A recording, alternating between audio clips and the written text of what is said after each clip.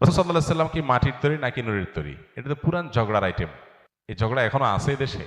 রাসূল আকরাম সাল্লাল্লাহু আলাইহি ওয়াসাল্লাম মানুষ ছিলেন, এ ব্যাপারে কোনো সন্দেহ করার সুযোগ নাই। কোরআনে বারবার করে তাকে মানুষ হিসেবে আল্লাহ আখ্যায়িত করেছেন। কুল ইন্নামা আনা বাশারুন, হে রাসূল আপনি বলে দিন যে আমি তোমাদের মতো মানুষ। মতো মানুষ বলতে মর্যাদার দিক থেকে আমাদের মতো না, সৃষ্টিগতভাবে আমরা যেরকম মানুষ তিনিও মানুষ। আর মানুষকে আল্লাহ তাআলা কি দিয়ে তৈরি করেছেন?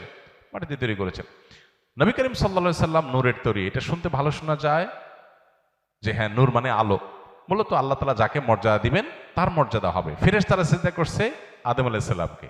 আদম আলাইহিস সালাম মাটির তৈরি আর ফেরেশতারা নূরের তৈরি। তাহলে মর্যাদা কি মাটি আলা পাইছে না নূর আলা পাইছে? তাহলে মাটি এবং নূর কারোরই মর্যাদা নাই, মর্যাদা যা আল্লাহ যাকে দিবেন তার।